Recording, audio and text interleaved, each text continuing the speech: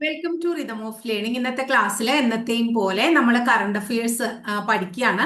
Last ഗ്രേഡിന് വേണ്ടിയിട്ട് 20 questions ആണ് കറണ്ട് അഫയേഴ്സിന്റെ ഭാഗത്ത് നിന്നുള്ളത് നമുക്കറിയാം. ആ 20 ക്വസ്റ്റ്യനും നമ്മൾ ആൻസർ ചെയ്യാന്നുള്ള ലക്ഷ്യത്തോട് കൂടിയിട്ടാണ് ഡെയിലി കറണ്ട് അഫയേഴ്സിന്റെ ക്ലാസ് അപ്ലോഡ് ചെയ്യാനുള്ളത്. ഒന്ന് രണ്ട് കാര്യങ്ങൾ ഞാൻ പറയാണ്. നമ്മുടെ ഇതുവരെ നോട്ടിഫിക്കേഷൻ വന്നിട്ടില്ല എന്നുള്ള ഒരു ധാരണയിൽ നിങ്ങൾ പഠിത്തത്തിൽ പിന്നോട്ട് പോവരുത്. കാരണം എന്തുകൊണ്ടാണെങ്കിൽ നോട്ടിഫിക്കേഷൻ വന്നാൽ വളരെ കുറച്ച് സമയം നമുക്ക് കിട്ടുള്ളൂ. അപ്പൊ അതുകൊണ്ട് എത്രയും പെട്ടെന്ന് ഗൗരവപരമായിട്ട് തന്നെ നിങ്ങൾ പഠിച്ചു തുടങ്ങുക. 15-ാം തീയതി അറിയാമല്ലോ നമ്മുടെ കമ്പനി ബോർഡിന്റെ അസിസ്റ്റന്റിന്റെ നോട്ടിഫിക്കേഷൻ. അങ്ങനെ ഓരോ നോട്ടിഫിക്കേഷനുകൾ ഇങ്ങനെ വന്നുകൊണ്ടിരിക്കും. ഡിസംബർ മാസം ആകുമ്പോഴേക്കും നോട്ടിഫിക്കേഷനുകളുടെ ഒരു കാലം തന്നെയായിരിക്കും. അത്രയും ധാരാളം നോട്ടിഫിക്കേഷനുകൾ വരും. അപ്പൊ നമ്മള് LGS ആണോ നിങ്ങളുടെ ലക്ഷ്യം? നിങ്ങൾ ഇനി അടുത്തൊരു LGSന് ഈ ഒരു LGS വന്ന് അത് കിട്ടിയില്ലെങ്കിൽ പിന്നെ അടുത്ത LGSന് കാത്തിരിക്കുമ്പോൾ എത്ര വർഷങ്ങൾ വേണ്ടി വരും മക്കളെ. അപ്പൊ നമ്മൾ ഇപ്പൊ കുറച്ച് സമയം അതിനു വേണ്ടി നമ്മൾ എന്താ പറയാ, മറ്റു കാര്യങ്ങൾക്ക് ഓരോന്നിനു വേണ്ടി വേസ്റ്റ് ആക്കി കളയണ സമയം ഇതിനു വേണ്ടി നിങ്ങൾ ഉപയോഗിച്ചു കഴിഞ്ഞാൽ നിങ്ങൾക്ക് നല്ല മാർക്കോടുകൂടി LGS പാസ് ആവാനും അടുത്ത 2025 അവസാനം ആകുമ്പോഴേക്കും ഒരു ജോലിയിൽ കയറാനും, അല്ല സോറി കേട്ടോ, 26 അവസാനം ആകുമ്പോഴേക്കും നമുക്കൊരു ജോലിയിൽ കയറാനും സാധിക്കില്ലേ? ഇപ്പൊ ക്ലാസ്സിലേക്ക് കടക്കാം. നിങ്ങളെ ഉപദേശിക്കേണ്ട കാര്യമൊന്നുമില്ല എന്ന് എനിക്കറിയാം. എല്ലാവരും അത്യാവശ്യം എന്താ പറയാ പക്വതയൊക്കെയുള്ള കുട്ടികളായിരിക്കും. അപ്പോൾ എല്ലാവരും ഭംഗിയായിട്ട് പഠിക്കാനായിട്ട് ശ്രമിക്കുക. അപ്പൊ നമ്മള് ഫസ്റ്റ് ക്വസ്റ്റ്യനിലേക്ക് പോവാണ് കേട്ടോ. എന്താണ് ആദ്യത്തെ ചോദ്യം? നമ്മുടെ ലഡാക്ക് കേന്ദ്രഭരണ പ്രദേശമാണ് എന്ന് എല്ലാവർക്കും അറിയാം അല്ലെ. അപ്പൊ ലഡാക്ക് എന്ന് പറയുന്ന കേന്ദ്രഭരണ പ്രദേശത്തിന് സംസ്ഥാന പദവിയും സ്വയംഭരണമൊക്കെ നൽകണമെന്നും പറഞ്ഞിട്ട് ഒരു പ്രക്ഷോഭം നടന്നു. ആ പ്രക്ഷോഭത്തിന്റെ പേരില് അറസ്റ്റിലായ കാലാവസ്ഥ പ്രവർത്തകൻ ആരാണ്? അദ്ദേഹം ഒരു കാലാവസ്ഥാ പ്രവർത്തകനാണ്. അദ്ദേഹം അറസ്റ്റിലായി. എന്തുമായിട്ട് റിലേറ്റഡ് ആയിട്ടാണെന്ന് പറഞ്ഞത് നമ്മള്, അതായത് നമ്മുടെ യൂണിയൻ ടെറിട്ടറിയാണ് ലഡാക്ക്. ലഡാക്ക് യൂണിയൻ ടെറിട്ടറി ആയിട്ടുള്ള ലഡാക്കിന് എന്തു കൊടുക്കണം എന്നാ പറയണേ? സംസ്ഥാന പദവി കൊടുക്കണം, സ്വയംഭരണം കൊടുക്കണം എന്നൊക്കെ പറഞ്ഞ് ഒരു കാലാവസ്ഥാ പ്രവർത്തകൻ പ്രക്ഷോഭം നടത്തി. അതിന്റെ പേരിൽ അദ്ദേഹം എന്താണ് അറസ്റ്റിലായി. അദ്ദേഹത്തിന്റെ പേരെന്താണ്? സോനം വാങ്ചുക് എന്നാണ് അദ്ദേഹത്തിന്റെ പേര് കേട്ടോ. എന്താ അദ്ദേഹത്തിന്റെ പേര്? സോനം വാങ്ചുക്. സോനം വാങ്ചുക് എന്നാണ് അദ്ദേഹത്തിന്റെ പേര്. ക്ലിയർ ആയില്ലേ? അപ്പൊ ലഡാക്ക് എന്ന് പറയുന്ന കേന്ദ്രഭരണ പ്രദേശത്തിന് സംസ്ഥാന പദവി നൽകണമെന്നാവശ്യപ്പെട്ട് അല്ലെ നടത്തിയ പ്രക്ഷോഭത്തിന്റെ പേരിൽ അറസ്റ്റിലായ കാലാവസ്ഥ പ്രവർത്തകനാണ് സോനം വാങ്ചുക് എന്ന് പറയുന്നത്. ക്ലിയർ ആയില്ലേ? ഇനി അടുത്തത് കലാമണ്ഡലം എന്ന് പറയുന്ന അത്രയും എന്താ പറയാ വളരെ ഇമ്പോർട്ടന്റ് ആയിട്ടുള്ള, കേരളത്തിലെ തന്നെ വളരെ ഇമ്പോർട്ടന്റ് ആയിട്ടുള്ള ഒരു സാംസ്കാരിക സമുച്ചയം നിലവിൽ വന്നിട്ട് 90 വർഷമായിട്ട്. ആ 90 വർഷത്തിന്റെ ചരിത്രത്തില് കലാമണ്ഡലത്തിൽ ആദ്യമായിട്ട് കഥകളിയില് ഒരു മുസ്ലിം കുട്ടി അരങ്ങേറ്റം കുറിക്കുകയാണ്. ആ മുസ്ലിം പെൺകുട്ടിയുടെ പേര് എന്താണ്? എന്താ അറിയോ? സാബ്രി എന്നാണ് അവരുടെ പേര്. സാബ്രി. അപ്പൊ എന്താണ്? കലാമണ്ഡലം തുടങ്ങിയിട്ട് 90 വർഷമായി. അതും കൂടി ഒന്ന് ഓർത്തു വെച്ചോളോ. കലാമണ്ഡലം തുടങ്ങിയിട്ട് 90 വർഷമായി. 90 വർഷമായിട്ട് ആദ്യമായിട്ട് കഥകളിയില് അരങ്ങേറ്റം കുറിക്കുന്ന മുസ്ലിം പെൺകുട്ടി ആരാണ്? മുസ്ലിം പെൺകുട്ടിയുടെ പേര് സാബ്രി എന്നാണ്. മുസ്ലിം പെൺകുട്ടി ആരാണ്? സാബ്രിയാണ്. ക്ലിയർ ആയില്ലേ മക്കളെ നിങ്ങൾക്ക്? അടുത്തത്, ഇത്തവണത്തെ ലോക പാരാ അത്ലറ്റിക് ചാമ്പ്യൻഷിപ്പിന്റെ വേദി ഏതാണ്? ലോക പാരാ അത്ലറ്റിക് ചാമ്പ്യൻഷിപ്പിന്റെ വേദി, പാരാ അത്ലറ്റിക് ചാമ്പ്യൻഷിപ്പിന്റെ വേദി ഏതാണ് എന്ന് ചോദിച്ചു കഴിഞ്ഞിട്ടുണ്ടെങ്കിൽ നമ്മൾ ഏതാ പറയാ? ഡൽഹിയാണ് പറയാ. ഇന്ത്യയിലെ ഡൽഹിയാണ് അതിന്റെ വേദി എന്ന് പറയണം കേട്ടോ. ഇനി അടുത്ത ചോദ്യം എന്താ? ഗാസ യുദ്ധം അവസാനിപ്പിക്കണം എന്ന പേരിൽ 20 പരിപാടി. ഏത് യുദ്ധം അവസാനിപ്പിക്കണ്ടേ? ഗാസ യുദ്ധം അവസാനിപ്പിക്കണം എന്നതിന്റെ പേരിൽ എന്തു പരിപാടിയാണ്? 20 പരിപാടി അവതരിപ്പിച്ചത് ഏത് രാജ്യത്തെ പ്രസിഡന്റ് ആണ് എന്ന് ചോദിച്ചാൽ അമേരിക്കൻ പ്രസിഡന്റ് ആണ്. ഗാസ യുദ്ധം അവസാനിപ്പിക്കണം എന്ന പേരില് 20 പരിപാടി അവതരിപ്പിച്ച പ്രസിഡന്റ് ഏതാണ്? ഏത് രാജ്യത്തെ പ്രസിഡന്റ് ആണ് അങ്ങനെ ഒരു പരിപാടി തുടങ്ങിയത് എന്നാ പറയണേ? അവതരിപ്പിച്ചത് എന്നാ പറയണേ? നമ്മുടെ അമേരിക്കൻ പ്രസിഡന്റ് ആണ്. ഇനി അടുത്തത് തമിഴ് നടൻ വിജയ് ഇപ്പോ ഒരു പുതിയ എന്താ പറയുന്നത് പാർട്ടിയൊക്കെ രൂപീകരിച്ചു. ഗംഭീരമായിട്ടുള്ള ഒരു റാലിയൊക്കെ നടന്നു. ആ രാഷ്ട്രീയ പാർട്ടിയുടെ റാലിയുടെ ഇടയിൽ 41 പേരാണെന്നാ പറയണേ മരിച്ച്. ഒന്നാമത് അദ്ദേഹത്തിന് അത്രയും അധികം ഫാൻസ് ഉണ്ട്. അപ്പോ രാഷ്ട്രീയ പാർട്ടി എന്നതിലുപരി അദ്ദേഹത്തെ കാണാൻ തന്നെ ആൾക്കാർ കൂടി ഉണ്ടാവും അല്ലെ. അങ്ങനെ അത്രയധികം മരണത്തിന് കാരണമാക്കിയ ആ പാർട്ടിയുടെ പേരെന്താണ്? തമിഴക വെട്രി കഴകം. തമിഴക വെട്രി, എന്താ അതിന്റെ പേര്? വെട്രി കഴകം. തമിഴക വെട്രി കഴകം. ക്ലിയർ ആയോ മക്കളെ? അപ്പൊ എന്താ നമ്മൾ പറഞ്ഞ? അതായത് കേന്ദ്രഭരണ പ്രദേശമായിട്ടുള്ള ലഡാക്കിന് സംസ്ഥാന പദവി കൊടുക്കണം, സ്വയംഭരണം കൊടുക്കണം എന്നൊക്കെ പറഞ്ഞ് ഒരു കാലാവസ്ഥാ പ്രവർത്തകൻ കുറെ പ്രക്ഷോഭം ഉണ്ടാക്കി. അദ്ദേഹത്തെ അറസ്റ്റ് ചെയ്തു. അദ്ദേഹത്തിന്റെ പേര് സോനം വാങ്ചുക് എന്നാണ്. അതുപോലെ കലാമണ്ഡലം എന്ന് പറയുന്ന ആ സാംസ്കാരിക സംരംഭം അല്ലെ, 90 വർഷമായിട്ട് ഇങ്ങനെ ഒരു സംരംഭം നമ്മുടെ കേരളത്തിലെ ചെറുതുരുത്തിയിലുണ്ട്, തൃശ്ശൂർ ജില്ലയിൽ. അവിടെ ആദ്യമായിട്ട് കഥകളിയിലെ അരങ്ങേറ്റം കുറിക്കുന്ന മുസ്ലിം പെൺകുട്ടിയാണ് സാബ്രി. അതുപോലെ ലോക പാരാ അത്ലറ്റിക് ചാമ്പ്യൻഷിപ്പിന് വേദിയാകുന്നത് ഇന്ത്യയിലെ ഡൽഹി നഗരമാണ്. ഇനി ഗാസ യുദ്ധം അല്ലെ, ഗാസ യുദ്ധം അവസാനിപ്പിക്കണം എന്ന പേരിൽ 20 പരിപാടി അവതരിപ്പിച്ചത് ഏത് രാജ്യത്തെ പ്രസിഡന്റാണ്? അമേരിക്കൻ പ്രസിഡന്റാണ്. ഇനി അതുപോലെ തന്നെ തമിഴ്നാടൻ വിജയ് നേതൃത്വം നൽകുന്ന രാഷ്ട്രീയ പാർട്ടി വലിയൊരു റാലിയൊക്കെ സംഘടിപ്പിക്കുകയുണ്ടായ. റാലിയുടെ ഇടയിൽ 41 പേര് മരണപ്പെടുകയാണ് ചെയ്യണത്. ആ പാർട്ടിയുടെ പേരെന്താണ്? തമിഴക വെട്രി കഴകം എന്നാണ്. എന്താ പാർട്ടിയുടെ പേര്? തമിഴക വെട്രി കഴകം. ക്ലിയർ ആയില്ലേ നിങ്ങൾക്ക്? ഇനി നമ്മുടെ ബാർട്ടർ സമ്പ്രദായത്തിൽ മാലിന്യത്തിന് പകരം പല വ്യഞ്ജനങ്ങൾ നൽകുന്ന സ്വച്ഛരഥം പദ്ധതി ആരംഭിച്ച സംസ്ഥാനം എന്താണ്? കണ്ടോ? അതായത് നമുക്കറിയാം, നമ്മൾ പണ്ട് കാലത്ത് ഉള്ള സമ്പ്രദായമായിരുന്നു ബാർട്ടർ സമ്പ്രദായം. ഇക്കണോമിക്സ് പഠിക്കുമ്പോൾ നമ്മൾ ബാർട്ടർ സിസ്റ്റത്തെ കുറിച്ച് പഠിക്കും. സാധനങ്ങൾക്ക് പകരം എന്താ കൊടുക്കണേ? അവിടെ സാധനങ്ങളാ കൊടുക്കണേ, രൂപയല്ല അല്ലെ. അങ്ങനെ സാധനങ്ങൾക്ക് പകരം സാധനങ്ങൾ കൊടുക്കുന്ന ബാർട്ടർ സമ്പ്രദായത്തില് എന്താ കൊടുക്കണേ? മാലിന്യം. നമ്മൾ മാലിന്യം കൊടുത്താൽ നമുക്ക് പകരം തിരിച്ച് അവരെന്താ തരിക? പല വ്യഞ്ജനങ്ങൾ തരും. എന്താണ്? പല വ്യഞ്ജനങ്ങൾ തരും. അങ്ങനെ എന്താണ്? മാലിന്യത്തിന് പകരം പല വ്യഞ്ജനങ്ങൾ നൽകുന്ന ഒരു പുതിയ സംരംഭം ആരംഭിച്ചു. ആരാരംഭിച്ചു? ആന്ധ്രാപ്രദേശ് സംസ്ഥാനം ആരംഭിച്ചു. ആ പദ്ധതിയുടെ പേരെന്താണ്? സ്വച്ഛരഥം പദ്ധതി. സ്വച്ഛരഥം. നന്നായിട്ടില്ലേ പദ്ധതി അല്ലെ? അതായത് ബാർട്ടർ സമ്പ്രദായത്തില് മാലിന്യത്തിന് പകരം പല വ്യഞ്ജനങ്ങൾ നൽകുന്ന സ്വച്ഛരഥം പദ്ധതി ആരംഭിച്ച ഇന്ത്യൻ സംസ്ഥാനം ഏതാണ്? ആന്ധ്രാപ്രദേശ് ആണ്. ഏതാണ് സംസ്ഥാനത്തിന്റെ പേര്? ആന്ധ്രാപ്രദേശ് ആണ്. ക്ലിയർ ആയില്ലേ? ഇനി അടുത്തത് ഇന്ത്യയുടെ ആദ്യത്തെ ജ്യോതിശാസ്ത്ര ഉപഗ്രഹം. ഇന്ത്യ ആദ്യമായിട്ട് ജ്യോതിശാസ്ത്രത്തിന് വേണ്ടി മാത്രമായിട്ട്, വേറെ ഒരു പരിപാടി അതിൽ നടത്തില്ല.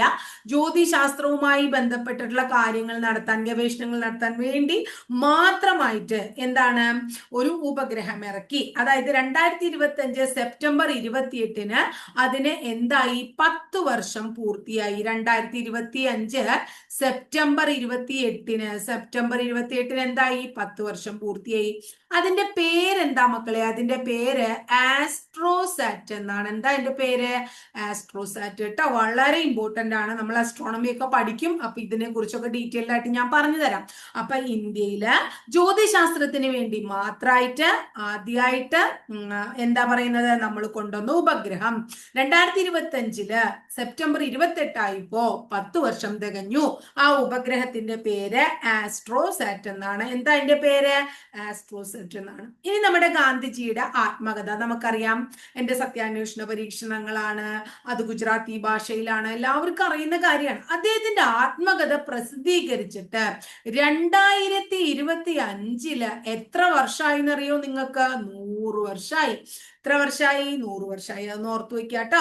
ഗാന്ധിജിയുടെ ആത്മകഥ പ്രസിദ്ധീകരിച്ചിട്ട് 2025 എത്ര വർഷമായി? 100 വർഷമായി. ഇത്രയും കാര്യം ക്ലിയർ ആയില്ലേ? ഇനി അടുത്ത ചോദ്യത്തിലേക്ക് പോവാണ് നമ്മൾ. എന്താണ് അടുത്ത ചോദ്യം എന്നാ പറയണേ? ഇടുക്കിയില് ദേവികുളം എന്ന് പറയുന്ന സ്ഥലം നമുക്ക് എല്ലാവർക്കും അറിയുന്നതാണ്.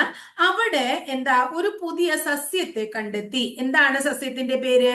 റുബിയേസിയ. സസ്യത്തിന്റെ പേര് ഇതാണ്, റുബിയേസിയ.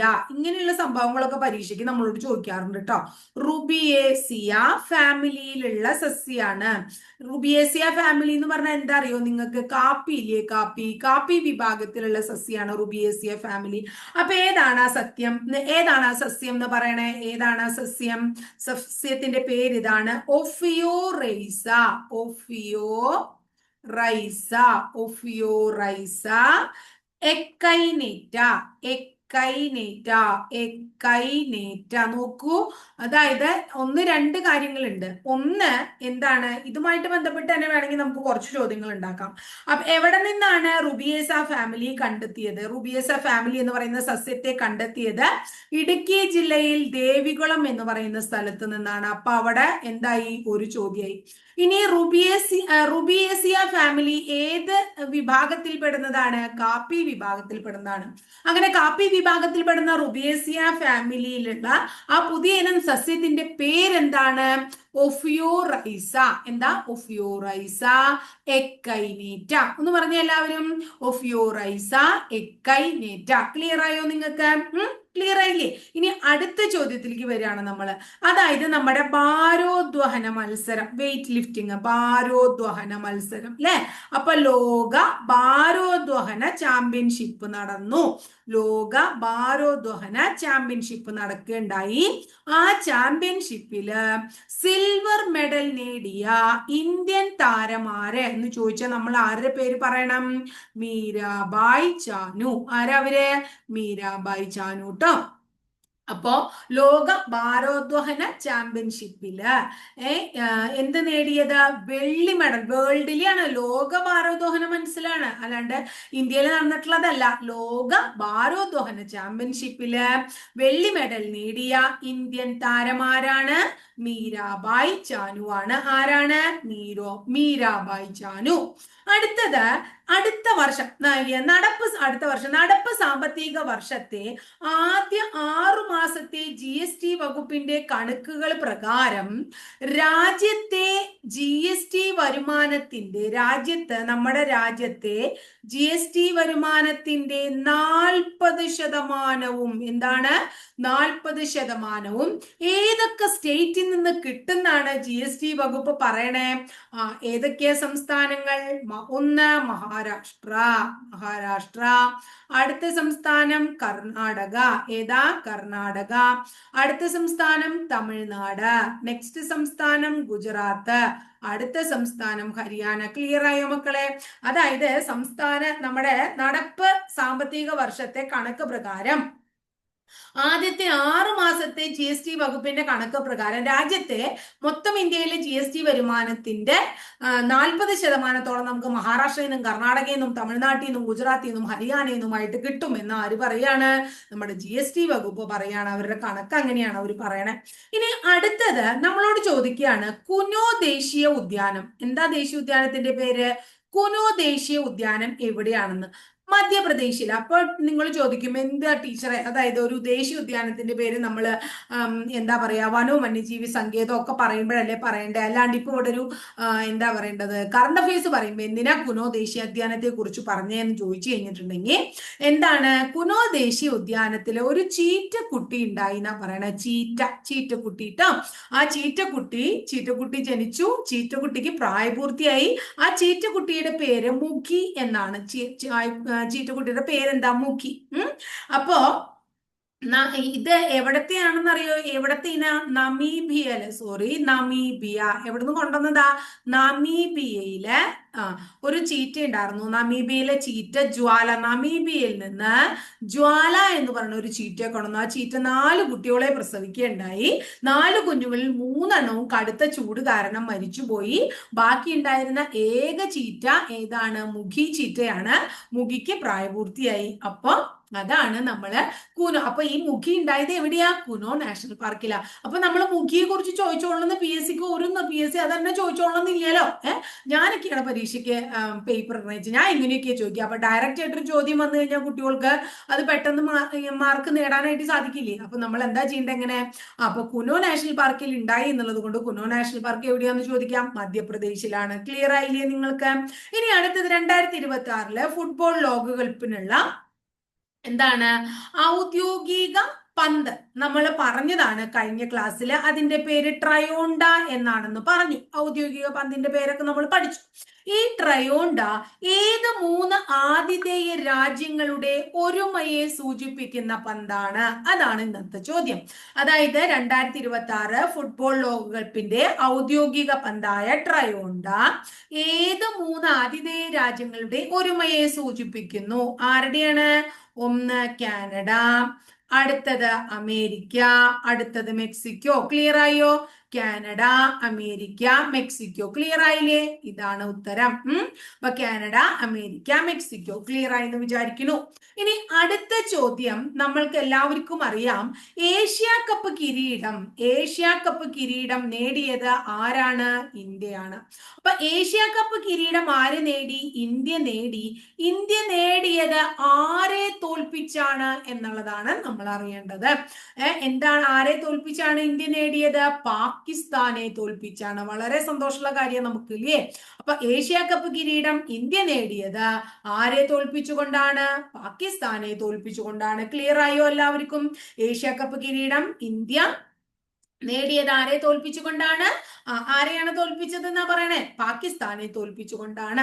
ഇനി ഇന്ത്യയിലെ ആദ്യത്തെ സ്വകാര്യ, അതായത് പ്രൈവറ്റ് ഹെലികോപ്റ്റർ, ഇന്ത്യയിൽ ആദ്യമായിട്ട് എന്താണ്? സ്വകാര്യ ഹെലികോപ്റ്റർ നിർമ്മാണ unit, production unit. First private helicopter production unit in ഇന്ത്യയിൽ ആദ്യത്തെ സ്വകാര്യ ഹെലികോപ്റ്റർ നിർമ്മാണ യൂണിറ്റ് സ്ഥാപിക്കാൻ പോവുകയാണ്. എവിടെയാ സ്ഥാപിക്കണേന്നാ നമ്മൾ പഠിക്കേണ്ടേ? സ്ഥാപിക്കുന്നത് എവിടെയാണെന്നറിയോ? കർണാടകയിലാണ്. കർണാടകയിലെ കോലാർ ജില്ലയിലുള്ള വെമഗൽ എന്ന് പറയുന്ന സ്ഥലത്താണ്. എവിടെയാണ്? വെമഗൽ. ക്ലിയർ ആയോ? കർണാടകയിലെ കോലാർ ജില്ലയിലെ വെമഗൽ എന്ന് പറയുന്ന സ്ഥലത്ത് ഇന്ത്യയിലെ ആദ്യത്തെ സ്വകാര്യ ഹെലികോപ്റ്റർ നിർമ്മാണ യൂണിറ്റിന്റെ പ്രവർത്തനം. ക്ലിയർ ആയില്ലേ എല്ലാവർക്കും? ഇനി അടുത്ത ചോദ്യത്തിലേക്ക് നമ്മൾ പോവാണ് കേട്ടോ. അടുത്ത ചോദ്യം ഇതാണ്. ഇന്ത്യയിലെ പുതിയ US സ്ഥാനപതി ഏതാണ്? ഇന്ത്യയിലെ പുതിയ US സ്ഥാനപതിയുടെ പേര് പറഞ്ഞ എല്ലാവരും പറയൂ. അതായത് എറിക് ഗാർസെറ്റി ആണെന്നു ഇതിനു മുമ്പ് ഉണ്ടായിരുന്നത്. അദ്ദേഹത്തിന്റെ പിൻഗാമിയാണ് സെർജിയോ ഗോർ. ആരാണ്? Sergio Gor. ക്ലിയർ ആയോ? Sergio Gor. ആരെങ്ങനെ? സെർജിയോ ഗോർ ഇന്ത്യയിലെ പുതിയ US സ്ഥാനപതിയാണ്. ഇനി നമ്മുടെ ഇന്ത്യയില് ഏറ്റവും കൂടുതൽ ആസ്തിയുള്ള, അതായത് നമ്മുടെ അത്രയും കാശുള്ള സംസ്ഥാന മുഖ്യമന്ത്രി ആരാണ്? ഇന്ത്യയിൽ ഏറ്റവും കൂടുതൽ ആസ്തിയുള്ള സംസ്ഥാന മുഖ്യമന്ത്രി ആരാണ്? ആന്ധ്രാപ്രദേശ് മുഖ്യമന്ത്രിയായ ചന്ദ്രബാബു നായിഡു. ആരാണ്? ചന്ദ്രബാബു നായിഡു. അപ്പൊ ഇന്ത്യയിൽ ഏറ്റവും കൂടുതൽ ആസ്തിയുള്ള മുഖ്യമന്ത്രി ആരാ? ചന്ദ്രബാബു നായിഡു ആണ്.